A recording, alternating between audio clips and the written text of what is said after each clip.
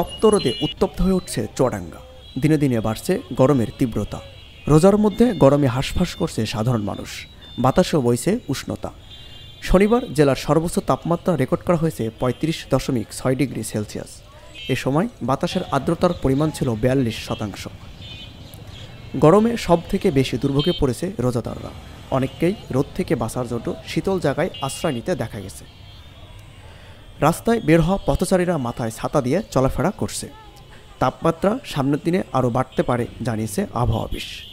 চুয়াডাঙ্গা জেলায় গত বৃহস্পতিবার এবং শুক্রবার ৩৭ ডিগ্রি এবং ৩৬ ডিগ্রি সর্বোচ্চ তাপমাত্রা রেকর্ড করা হয়েছে এবং বাংলাদেশ আবহাওয়া অধিদপ্তরের পূর্বাভাস অনুযায়ী তাপমাত্রা কিছুটা বৃদ্ধি পেতে পারে।